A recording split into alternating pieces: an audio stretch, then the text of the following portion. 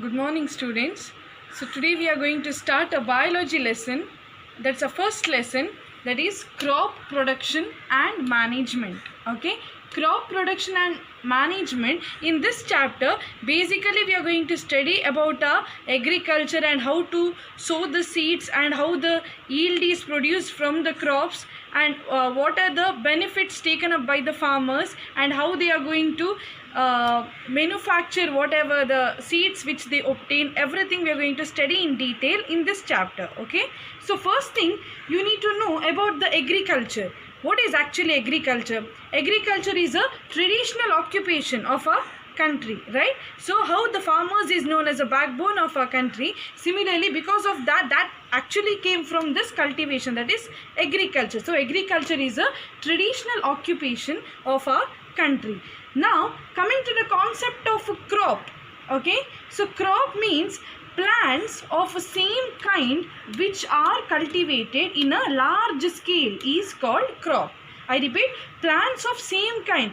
By taking a piece of land, if same kind of plants are grown in one area, that particular thing is called as crop. Okay, I repeat, plants of same kind which are cultivated in a large scale. Okay, if there is a small piece of land, if in that place of land, if all the same type of plants are grown in that piece of land, then that particular thing is called as crop. Now crop is divided into two different types. One is kharif crop and one more is rabi crop. Okay, crop is divided into two different types. One is kharif crop and other one is rabi crop. Okay, so kharif crop means crops sown in rainy season.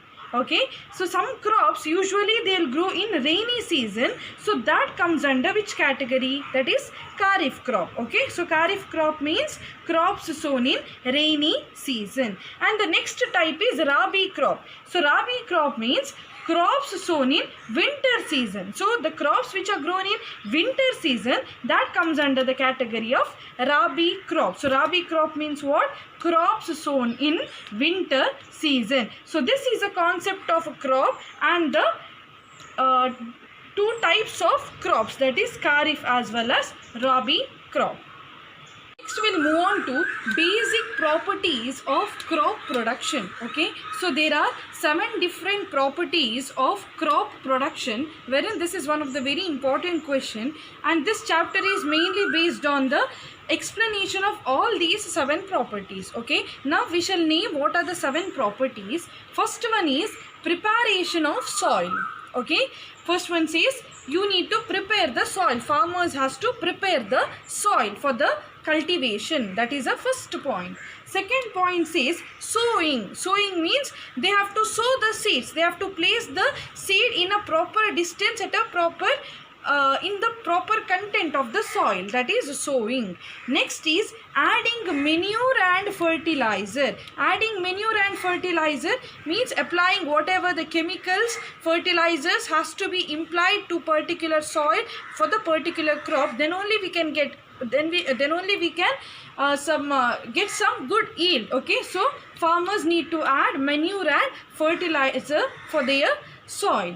Next is irrigation. So irrigation means what? It is a artificial supply of water. However, for the agriculture field, water is compulsory and water is necessary, right? So for that, the supply of water takes place. That is called irrigation. Okay, and here fifth point say protecting from weeds. Protecting from weeds means weeds is nothing but some other some insects, birds and whatever microorganisms, all these creatures comes under weed. So to protect from all these creatures, some implement has to be done in the field, that is called protecting from weeds. Next is harvesting. Whatever the obtained crops, farmers has to harvest it. Okay, harvesting means receiving the yield from the agricultural land. Okay, that is called harvesting. Next, last one is a storage. After obtaining the yield, after obtaining the good yield from the land, they need to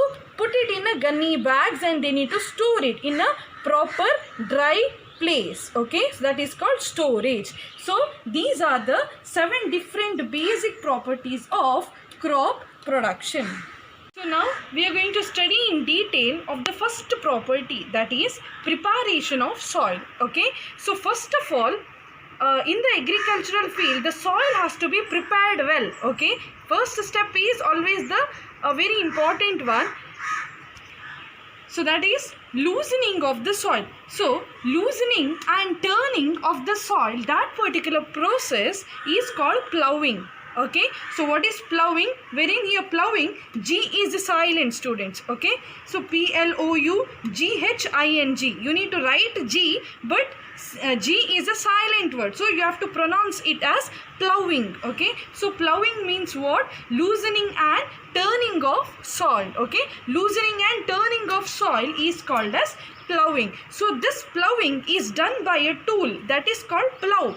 Okay, plough is a name of an agricultural implement. Agricultural implement means what? The tools or the instrument which is used in the field of agriculture. Okay, that is called, the first one is a plough, and this plough is made of wood. Okay, plough is made of wood, and this plough is drawn by the pair of bulls. Have you seen this picture? Can you imagine this? Okay, so a farmer, what he does, he prepares this plough with the help of wood, and that plough is drawn by the pair of bulls. Okay, so why this is done? This is done because of loosening and turning of soil. To loosen and turn the soil, this ploughing is done with the help of a pair of bulls. Okay, so the next agricultural implement is hoe. Okay, this is hoe, H-O-E, hoe. Hoe means it also helps in loosening the soil, and also it is used in removing the waste from the agricultural land. Okay, so this hoe is also used in loosening and turning of the soil, and also one extra use it can do is, that is, it can remove the waste present in agricultural land. Whatever some certain, if hard stones are there, or else if any waste materials, or else if any dead and decaying matters are there in that agricultural land, then that can also be removed with the help of hoe. Okay, so always remember this plough and hoe, these are the two different agricultural implement used in the preparation of soil. The second property, that is sowing. Okay, so crops need to be sown in a piece of land, right? So I'll tell you the two different ways. One is a traditional way of sowing, and one more is a modern way of sowing. Okay, so in a traditional way, traditional means in olden days, what the farmers used to do is, they used to take a shape of a funnel, like a funnel they used to take like this, and that funnel consists of three different branches like thing. Okay, it is connected to three different branches, and the farmers used to pour the seeds through this funnel. Okay, through this funnel, and some seeds will place here, some will place here, and some will go to the other way. Okay, like this they used to place in three different places. Okay, so this is how they used to place or sow the seed in olden day. That is a traditional tool. Okay, that is funnel. So traditional tool of sowing the seed, that is funnel. And nowadays, that is a modern tool used to sow the seed, that is seed drill. Okay, what is the modern tool used to sow the seed? That is seed drill. And what is the seed drill? It also sows the seeds at equal distance and depth. Okay, it sows the seed. The work done by both the instrument is the same. This also does the same work, and this is also doing the same work. That is, this also helps in sowing the seed. This also helps. The seed drill also helps in sowing the seed. But the speciality is, it sows the seed at equal distance as well as at equal depth. The depth means what? Underground. Okay, tumba ಆಳವಾಗಿ ಅದು so ಮಾಡಲಿಕ್ಕೆ help ಮಾಡ್ತದೆ at depth. Okay, and also what is the benefit of placing this seed in proper depth? Why? Because this protects the seed from being eaten up by the birds. Okay, what happens if the seed is at the topmost layer? What happens is these birds and whatever insects, it can easily grab those crops, right? ಮೇಲೆ ಇದ್ರೆ ಅದನ್ನು ಬೇಗ ತೆಗಿಬಹುದು ಬರ್ಡ್ಸಿಗೆ ಅಲ್ವಾ. So if you sow the seed at a depth, in the sense beneath the ground, what happens is for these birds or some insects, they cannot grab it. Okay, so for that purpose seed drill is used. Okay, that is a speciality of the seed drill, that is it sows the seed at equal distance as well as at the equal depth also. So for that reason it protects the seed from being eaten up by the bird. So this is a speciality of the seed drill. So this is a third property, that is adding manure and fertilizer. Okay, so adding manure and fertilizer to the soil. So why should we add manure and fertilizer? Simply why should we add? No, there is a reason for that. Okay, so what is the reason? Manures added to the soil in the form of nutrients for healthy growth. Okay, so if we add manures and fertilizers to the soil in the form of nutrients, what happens? It will help the crops to grow in a healthy way. Okay, so crops will grow in healthy way and the farmers will get a good yield from the crops. So for that reason we need to add manure and fertilizer. Okay, I repeat, why should we add manure and fertilizer? Because manures added to soil in the form of nutrients, it helps in the healthy growth of the soil. Once when the crop is grown in a healthy way, then the farmers will get a good yield. Okay, they will get a good amount for their crops also. So for that reason we need to add manures and fertilizers. Now we shall see the difference between fertilizers as well as manure. Okay, so there are two differences each. This also might be the question for 2 marks. So take it down. So difference between fertilizer and manure. Okay, so the first point, say it is man-made. Okay, it is man-made. So farmer himself, he is preparing this fertilizer. Okay, wherein manure is a naturally obtaining substance. Okay, manure is a naturally obtaining substance. Is it clear? So fertilizer is a man-made substance and manure is a naturally obtaining substance. And the second point says it is prepared in factories. So these fertilizers are prepared in factories. Okay, so what about manure? It is prepared in the field. So farmer in the field itself, this is going to be prepared. Okay, so that is a difference between fertilizer as well as manure. So this is a continuation of the third property, that is advantages of manure, wherein in third property we have studied adding of manures and fertilizers, right? So this is some of the advantages of manure. There are 3 different points. Okay, so this is one of the very important questions, students. And the first point, say it increases water holding capacity. Okay, this manures increases water holding capacity. What do you mean by water holding capacity? So the soil, it gets the strength to absorb the water content and can retain the water content for a long time. Okay, that remains moisture in the soil. Okay, so that soil, the capacity of that particular thing will be increased only by adding the manures. So the first point, say it increase the water holding capacity. And the second point, say it increases number of friendly microbes. Okay, so the second point, say it increases the number of friendly microbes. So microbes is nothing but microorganisms. Okay, so some microorganisms are good for the crops and some microorganisms are bad. Okay, so which are friendly, so that helps in providing the proper yield actually. Okay, so now some friendly microbes are there that helps the crops to grow. Okay, some bad microorganisms only destroys. Okay, so some friendly microbes, what it does, it helps the crops to grow in a healthy way. Okay, so that type of friendly microbes number will be increased. Okay, the number of friendly microbes will be increased if you add the manure to the soil. Okay, that is a second point. And the third point, say it improves the texture of the soil. Okay, it improves the texture. Texture means quality. Okay, quality of the soil, it improves the quality or texture of the soil. So these are the 3 advantages of manure. So this is a fourth property, that is irrigation. Okay, so irrigation is not a new word for you. So irrigation means it is the artificial supply of water to the fields. Okay, what is irrigation?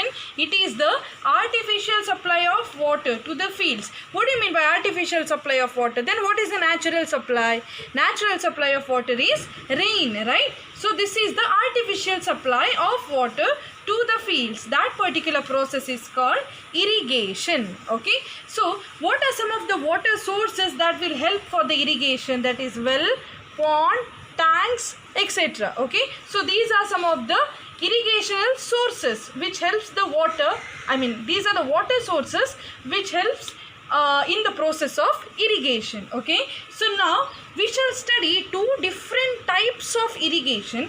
One is a drip irrigation and the other one is sprinkler irrigation. Okay, so now first we shall go through the drip irrigation. Okay, so whatever you can see here, this is a field and here there is a small plants. Okay, so above that plant a pipe is placed. Okay, so these holes, you can see that holes have been made in that pipe.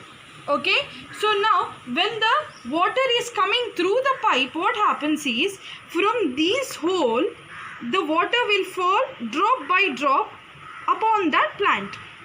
Can you see here? Okay, so why this is done? Because some plants require a less amount of water, or if you leave the water suddenly, what happens? That plant will washed off with the water. Okay, so to prevent from that, water is applied to the plant drop by drop. So that drop by drop formation will only be applicable in drip irrigation. Okay, so drop by drop water helps the plants to grow in a better way. Okay, so this particular formation or this particular irrigation process is called as drip irrigation. Okay, so now come under sprinkler irrigation. So here in sprinkler irrigation, see whatever here, these are the plants you can see here and there. So here in the drip irrigation, here plants are arranged in a straight way, right? But here in sprinkler irrigation, what happens? So here the irregular arrangement of plants will be there. So it means in a big field you will be placed the plants here and there, okay, with unequal measurements or unequal distance. So at that time a fixed motor is placed in between the field and there will be a rotating motor fixed at the top of this is a pipe, whatever you can see here, this is a pipe and this is a motor fixed at the top, and from this pipe when the water travels automatically the motor rotates. Okay, and this motor rotates and here the water will move in several directions. Okay, here the water goes in the several direction, so that it will be helpful for the crops, or else it will be helpful for the plants to reach the water even though it is in a far distance also. Okay, so these plants are in a very far distance, so for that plants also the water only can reach if you use sprinkler irrigation. Okay, so sprinkler irrigation is one of the very useful one, wherein if the field is very big and if the plants are placed in very far ways, then it's better to use sprinkler irrigation. So these are the 2 different types of irrigation, wherein irrigation is an artificial supply of water to the fields, and the 2 types of irrigation which we are studying, that is drip irrigation as well as sprinkler irrigation. So this you need to know the types of irrigation, and the irrigation's definition is very important, okay, with the sources of water. This is a 5th property, that is protection from weeds. Okay, so we shall study first of all what is weeds. So weeds means it is a undesirable plants grow naturally along with the crop. Okay, so some unwanted plant will be there that will be naturally growing in the middle of the crop. Okay, that particular plants is called as weeds. Okay, so I repeat, what is weed? Weed is a undesirable plants grow naturally along with the crop, that is called weeds. Now there is a process called as weeding. Okay, so weeding is a process of removal of weeds. So the process of removal of the weeds from the land is called as weeding. Okay, so what is weeding? Weeding is a process of removal of weeds from the land is called weeding. Okay, so the next one is weedicides. So we have to protect our land, right? We have to protect our land from being attacked by the weeds. So how should we protect our land? By adding certain chemicals used to kill the weeds. Okay, so we need to spray some chemicals which will kill the weeds. Okay, so certain chemical which is used to kill the weeds, that particular chemicals are called as weedicides. Okay, so what is weedicides? Those are the certain chemicals used to kill the weeds. So these are the explanation of the fifth property, that is protection from weeds. This is the sixth property, that is harvesting. Okay, so harvesting means what? It is a cultivating of crop after it is matured. Okay, so after the crop gets matured, it need to be cultivated from the land. That particular process is called as harvesting. Okay, so harvesting, in the olden days this was be done by the instrument called sickle. Sickle will be of this shape.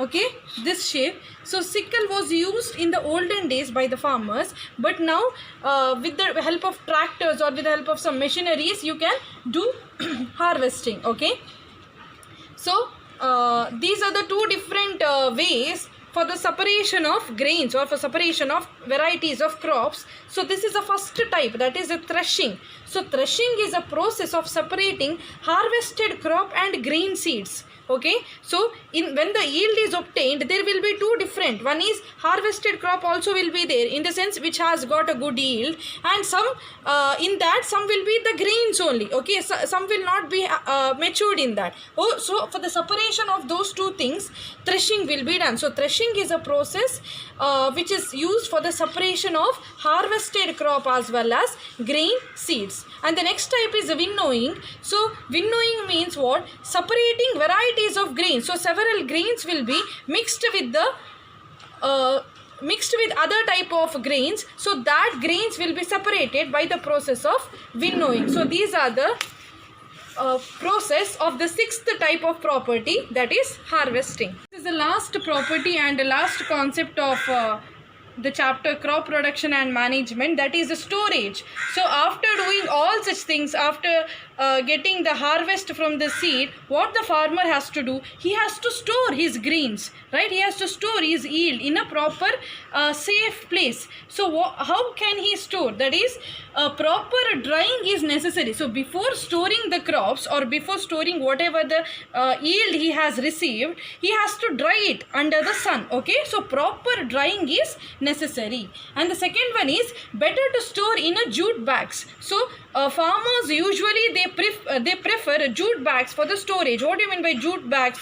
Jute bags in Kannada we say goni chila. Okay, so better to store jute bags, store in a jute bag. Okay, and the third point say dried neem leaves are used to store food grains at home. Okay, so usually these jute bags will be stored if a farmer is having a big amount of land, big field, and if he is getting a lot many crops and all, or a lot many grains, then he will place a go down itself, right? So he will place a go down and he will keep everything in a go down, in a jute bags. So especially some people, what they do is, some people they store the food grains at home. Okay, so at home if they are storing, then they need to add dried neem leaves. Okay, so dried neem leaves are used to store food grains. If suppose if you are storing a food grain in a big basket or something, you need to add a dry neem leaves. Why? Because dry neem leaves helps the food grains to protect from any bacteria, microorganisms, or some kind of insects. Okay, so if you are storing food grains in your home, then it's better to add dry neem leaves to that container. So these are the three different steps for the storage. Here ends the chapter crop production and management.